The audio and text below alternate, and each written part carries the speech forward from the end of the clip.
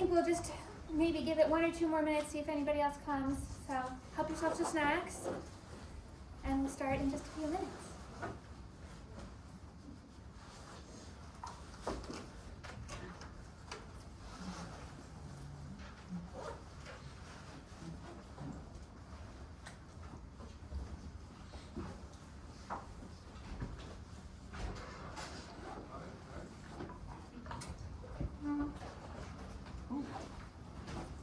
Near the snacks. Snacks are good, right?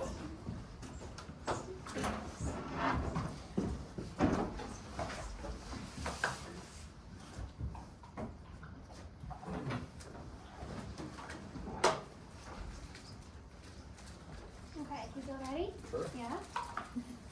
All right, welcome everyone. Oh, you can leave it out, whatever you want. Okay. Yeah, but if it makes you nervous, you can close it. Yeah, it would attract people. Okay, yeah, definitely, because we're not enough people to come to your talk. No. Welcome everyone, thank you all for coming. I'm really happy to see you all here. So today we have our senior capstone presentations, and our first one is Henry, who's going to talk to us about the Banach-Tarski Paradox. So take it away, Henry. Thank you. Hi. Very excited to be here. As Professor suggested, I will be talking about Amenability and the Banach-Tarski Paradox. Okay. And very intuitively speaking, the Banach-Tarski Paradox is saying that if we can take a ball in 3 dimensions, we chop it up in a certain way, and we reassemble those pieces in a particular fashion to get 2 balls of the original size and volume. We didn't add anything new here, we were just shifting things around. And it's important to note that our balls here have non-empty interior. We're talking about the surface of the ball and what's inside it, as you can see in the graph here. And when I first heard of this result, I was very astounded because, it kind of means that we can create stuff out of nothing, right? Which is very counterintuitive. Well, this is partially true. I'll explain why we can't really do this in real life later on. More rigorously speaking, the Banach-Tarski paradox is saying that a ball in 3 dimensions is equidecomposable with 2 copies of itself. And equidecomposability is a very fancy math word of saying the intuition we just talked about earlier. We call 2 sets equidecomposable if we can chop the first set up into a finite amount of pieces, act on them by rigid motions, which is rotations and translations, and reassemble those pieces after we have shifted them to form the second set. And in the Banach-Tarski paradox, the first set is going to be our singular ball, and our second set is going to be 2 balls because we shifted this one to get 2 of them. And the process we kind of just described there is called a paradoxical decomposition, right? And we call a group, which is essentially a bunch of elements we can operate upon, we call a group has a paradoxical decomposition if part of it is equidecomposable with itself. If we can take part of that group, shift things around, and form the whole group back together again. If we take a look at this equation right here, this group G is our group that we're starting with, right? And these bunch of U1, UR, these letters are the things that we're dividing up into. And this square bracket looking thing is called a disjoint union. It's basically we're bunching these things together. So we can separate G into all these pieces, right? And if we take some of these pieces, just this portion of the graph, and we shift it, which we will label by adding the small letter G here, and GU in this case is just shifting U around by G. We can combine all of these pieces and form the group back together again. But note that we only took part of the group. We took part of the group, we shifted it around, and we got the whole group back together again. And we call this a paradoxical decomposition. And as I just explained with the Banach-Tarski paradox, this ball evidently has a paradoxical decomposition, right? We can take part of it, shift it around, and get the whole ball back together again. That's why we can get 2 balls just by one of them. However, not all sets have a paradoxical decomposition. We can't do this with every set. Some sets, like every finite set, don't have a paradoxical decomposition. And on the flip side, we call those sets amenable. It's kind of like the opposite of a paradoxical decomposition. We call a group amenable if we can define a consistent notion of volume or size that doesn't change as we shift things around. We can take this water bottle as an example here, right? If we define a consistent notion of volume on this bottle, I can say, oh, this cap is this size, the body is this size. I can take this cap off, I can move it around, I can put it back on to the bottle again. the size of the cap and the size of the body didn't change. It didn't change as I shifted things around. And to have a more formal definition of immutability, the volume or size that I was talking about previously is formally called a measure in mathematics, right? You can think of measure as a function that maps parts of a group to a real number. If we're thinking about measure in the sense of how big something is, we're just taking a part of the group and measuring how big that thing is. However, in mathematics, there are many different kinds of measures. We don't just measure how big something is. However, all of these different kinds of measure have to abide by this volume-like property, which is saying that if we go back to this bottle example, we're saying that, the size of this whole bottle is the size of the cap and the size of the body, right? Which is essentially what this equation is saying. If we were to take the measure of two things combined together, it has to equal to the measure of one of the things and the other part combined together. All measures have to abide by this property. For the scope of my project, I'm going to use something called a probability measure, which intuitively speaking is saying, if I have a certain part of a group and I select an element at random in the group, what is the probability that the element I just selected is in that part of the group?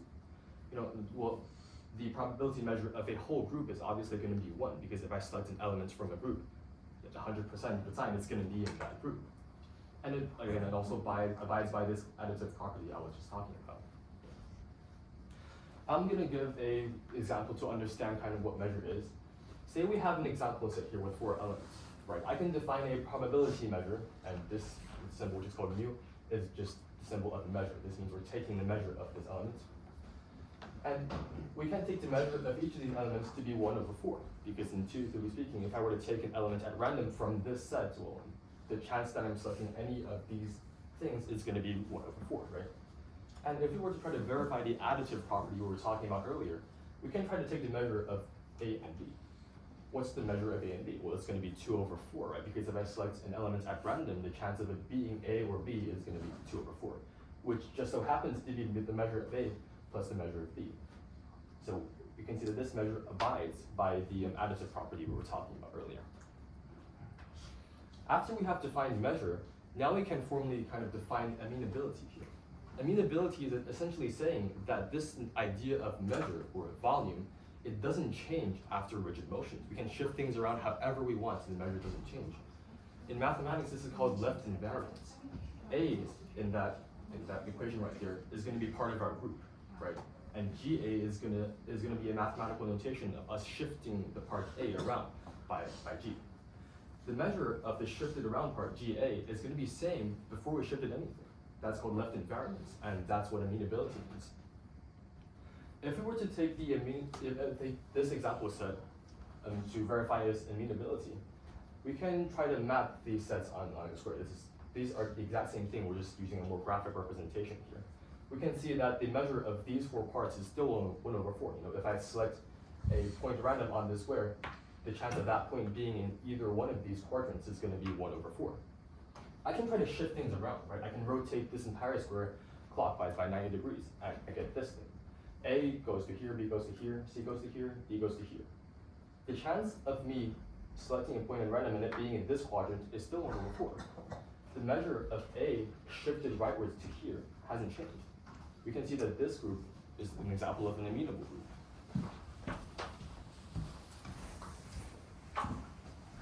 And recall that we define amenability as being the opposition of a paradoxical decomposition, right? Paradoxical decomposition is saying that I can take some of the group, shift things around, and form the whole group back together again. Well, as I just explained, what amenability is, they're the opposite, right? Because amenability is saying that we can't do that. No matter how we shift things around, the volume or the measure stays the same.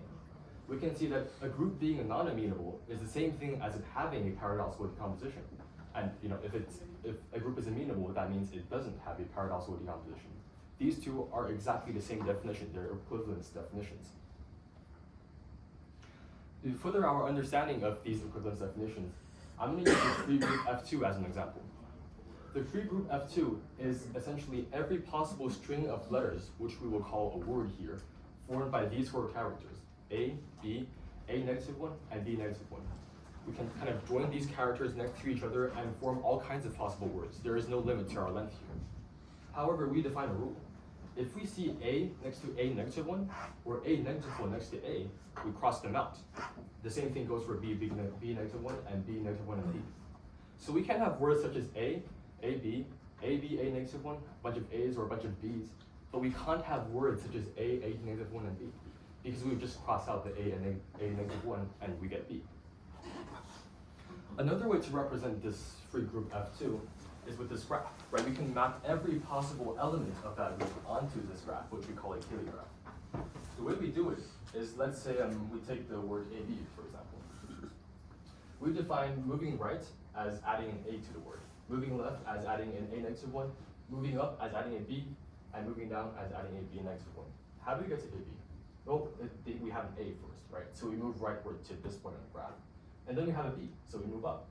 The same goes for every possible word on here. B negative 1 is just us moving down from this original point. We can map every single possible word on this graph. And we can see that going right is A, and going left is A negative 1. So the rule that we just previously defined, which is saying that if we see an A and A negative 1 next to each other, we just cancel them out. It is verified on this graph here. Because if we were to go right and go back to the left, it's like we did nothing. I will show that this group is in fact non-amenable, that it has a paradoxical decomposition. Intuitively speaking, what I want to do is I want to take part of the graph, kind of shift things around and form the whole graph back together again, right? We can do this by separating the graph into 4 pieces. There's this like red line here, but you don't have to really worry about that. That's for like the formal mathematical proof. Intuitively speaking, you can just picture it as being separated into the top, bottom, left, and right pieces. We can notice that, top piece here is comprised of everything that starts with a B, right? Because you have to move up first to get to B, and you can do whatever you want. I will show that I can shift this green piece and combine it with the yellow piece and get the whole graph back together again. What I'm going to do is I'm going to shift this whole green block downwards. Everything in this green portion, I will shift downwards. Well, how do I shift things downwards? I added B negative 1, right? Because B negative 1 is the action of going down. So B, if I add a B negative 1 in front of it, it goes down to 1. BA, if I add a B negative 1 in front of it, it cancels out a B, it goes here. Everything gets shifted down. And we can see that after we have shifted everything in the green portion down, we will have gotten every single possible word except things that start with B negative 1. So, if we shift the green piece down and combine it with the yellow piece, we will have gotten the whole graph back together again. We have gotten the whole graph just by shifting around some portions of it. We can in fact do the same thing with the red and blue pieces of the graph. You can see the process I just described in this graph right here. And you can see that we separated the graph into 4 pieces, right, like that. And we shifted 2 of those around, and we got the 2 graphs back together again. This is intuitively what we're trying to do with the Banach-Tarski paradox, right? Because the Banach-Tarski paradox is saying that, if you take a ball, we can shift things around and get 2 balls. That's what we just did, but with the graph. If we can do a similar process on the ball, then we can duplicate every single point like that, right? Well, essentially, that's what we're trying to do with the proof. And I will show this on the board right now. What we want to do is we have a ball, right? The ball we can think of comprised as an infinite amount of points, right? And if we can somehow map these points onto a graph of F2, we can shift those points around the same way we did the graph and duplicate them, right? And well, let's try that. Let's start with a point. I pick a point on the surface, let's say x0. We can try to draw this graph of F2 on this ball right here. And these arrows, instead of representing letters, we're calling them rotations. We're calling this one an up rotation, this one a right rotation, and this one a left and down rotation. You can think of, for example, that I pick this point on the ball, we can have all these rotations on the ball to shift these points around, right? Well, if we define these rotations to be about a certain irrational degree, no matter how much we rotate, we can't go back to our original point here, because it's an irrational number. So therefore, we can draw this graph of F2 on this ball like that. We can combine rotations the same way we combine letters and paths on a graph. We can shift things up and move it around. We can draw an entire graph of F2 on this ball like this because we never go back to where we started. We'll have covered an infinite amount of points on this ball. But then you might be saying, you might have missed some points. What about this one? You obviously didn't get this one either. Well, that's okay. We can just start at any point we didn't cover after the first mapping. we draw another graph of F2 all over again. All these points are not overlapping with these points because, again, of the rotation by irrational degree we were talking about earlier. Well, we might have missed, again, some other points even after these two graphs of F2, but that's okay. We just pick another point we haven't reached yet. And I'm going to call these starting points, x1, x0, x1, and x2. We can draw all of these graphs of F2 onto the ball. And after an infinite process of this, each time, starting from a point we haven't reached before, we will eventually have covered every single point on the ball. And note that we can also start from some point on the interior of the ball because we're defining it by rotations here. So we have then split this ball up into all these graphs of F2, right? We have mapped every single point on the ball onto some graph of F2. I remember the symbol earlier, it's a disjoint union, we're just combining things together.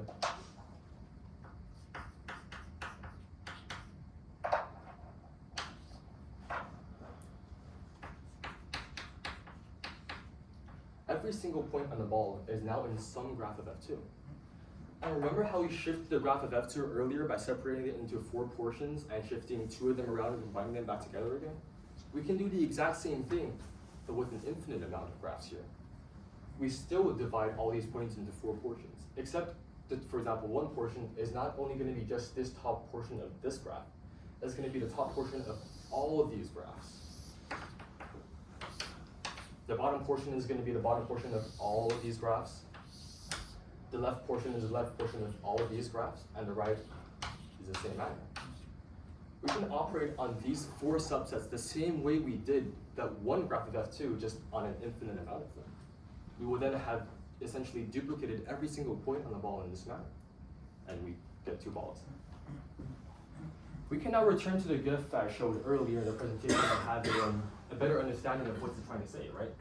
We're splitting the ball into all of these pieces. Well, the green piece is essentially every point we started with when we were drawing the graph of F2, the x0, the x1, the x, and all the x's. We define all those starting points to be this portion. And the 4 portions, the top, bottom, left, and right, are just these 4 colors. We have grouped all of these points into some portion here, this being the starting point and this being the 4 portions. And this point is, and this group of points is just, for mathematical rigor. Like after that process, we will have also missed some points, and we will just group those points here, and you can ask me about it later. And in fact, the Banach-Tarski paradox has many interesting results. First of all, it holds for all dimensions, 3 and above. If you have a hypersphere in the 4th dimension, you can do the same thing there. And the reason is that we were able to map this graph of F2 onto the ball like this, right? We were able to put F2, which we know is not amenable, which I just showed, onto this ball here. And we can evidently do this for all dimensions higher, because the reason we were able to map this graph F2 onto this ball was because in 3 dimensions you have those degrees of freedom in terms of rotations, right? You can rotate in those areas. In higher dimensions, you will only have more degrees of freedom, so you can do a similar mapping in that sense. However, you can't do this in 2 dimensions, because in 2 dimensions you only have kind of one way you can rotate things, so you can't really have all those degrees of freedom to draw these mappings of F2. Another interesting result is that the Banach-Tarski paradox holds for any 2 bounded subsets in 3 dimensions with non-empty interiors. It doesn't have to be one ball and one ball turning into 2 balls. It can be any bounded subsets in 3 dimensions turning into another one. You can kind of think of it as the first bounded subset is being comprised of a bunch of balls, and the second one is also being comprised as a bunch of balls. And if you can turn one into 2, you can turn a finite amount into another finite amount. And the third interesting result is what I alluded to earlier, is that you can't really do this in real life, because this orange is composed of a finite amount of atoms and molecules. You can't shift things around. You did with the points. Yeah. And if we think about this proof, amenability has played a key role for us. Because the whole reason we were able to show the Banach-Tarski paradox is we were able to put a group you were known to be non-amenable onto this thing, right? So amenability is a very key trait of a group that people are trying to figure out. And there are still many groups whose amenability is unknown. We can't figure it out yet. And remember how we figured out the amenability of F2? We showed that it had a paradoxical decomposition, right? We showed an equivalent definition of what amenability was. Turns out amenability has multiple equivalence definitions, some in some you can reach computational methods and some in analysis or something. And like those are kind of what people are doing to figure out the amenability. They're trying to figure out like some other equivalent definition that's equal to it. And yeah, this is the video that really inspired me to work on this and what inspired me to do math in general. So if you're interested, you can check that out. Maybe he'll cover some things that I didn't really cover here. And yeah, thank you, people.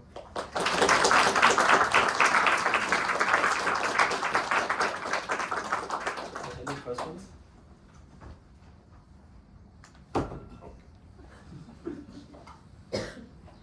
No question?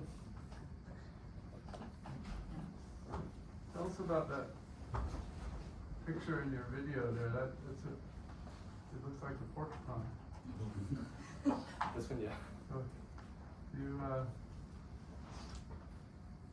have I haven't seen that video, but that piece of no, not this video, the one that you didn't show us.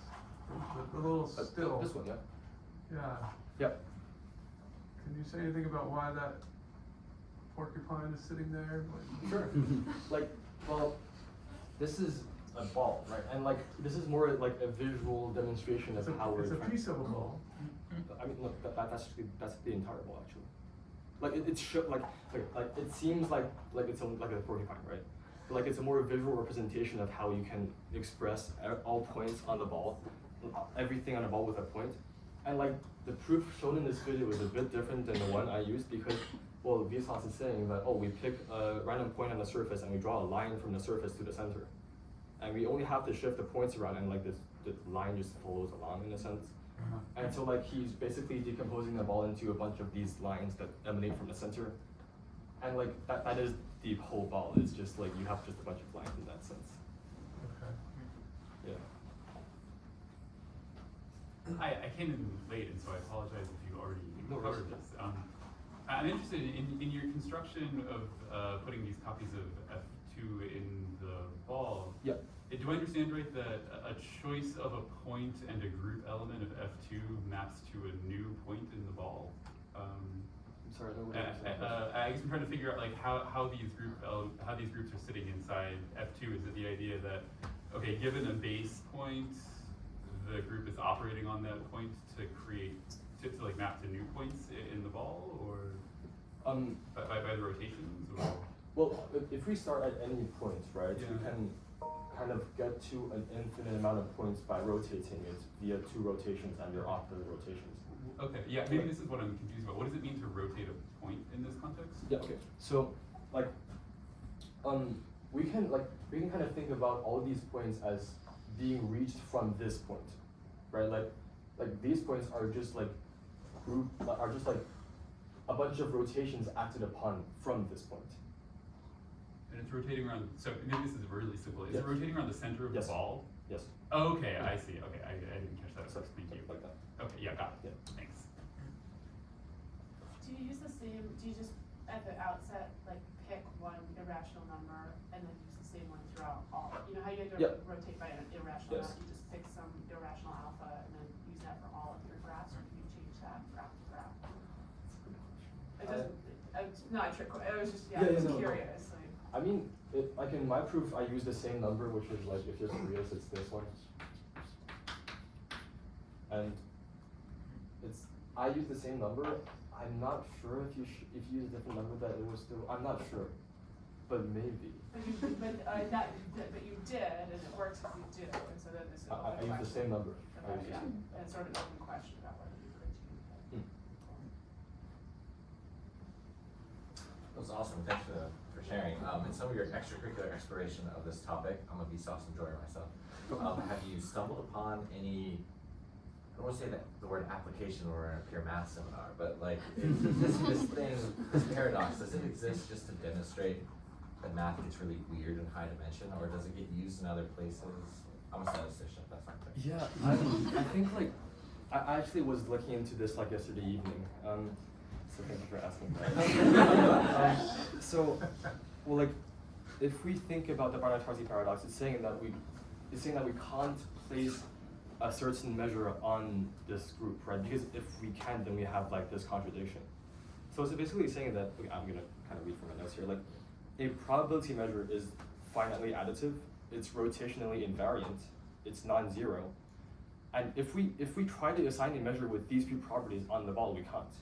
However, if we kind of loosen the rules a bit and we make the measure, for example, it's like you call it sigma algebra, and like it's kind of like countably additive instead of being just finally additive, then you can place such a measure on the ball, but then it's no longer finally additive. It's like the Banach-Tarski Paradox is saying that, oh, if you try to place a bunch of conditions all together, it cannot happen. You can only choose some of it. And another thing that's used in the Banach-Tarski Paradox that I didn't cover at all today, but it's really interesting, is the axiom of choice, right? Like it's another kind of implication or like a foundation that we assumed when we were doing this proof. You know, like I chose a bunch of these starting points as kind of representations of these graphs, right? Because like each of these graphs is kind of like emanating from a certain starting point. Well, we're using the axiom of choice here because we're saying that, oh, from all these infinite bunch of sets, we can get a representation. But the axiom of choice is something we use. It's not foundationally true. So like that's another thing that in the Banach-Tarski Paradox is showing that, oh, we can't have all these things be true at the same time. You have to choose your foundations in a sense. Yeah, that's great. Thank you. All right, let's thank him one more time.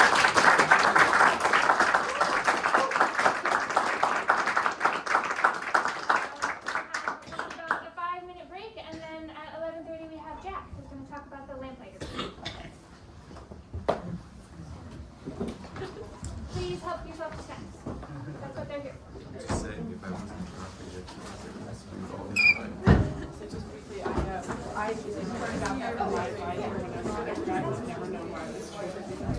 Yeah, so I feel like I finally have the staff skill, so thank you. You did, yeah, thank you. Yeah. Roman told me this at some point. He was like, Dennis, when I slip, Americans come up and like, are you okay? When I slip, I'm out. Thank you.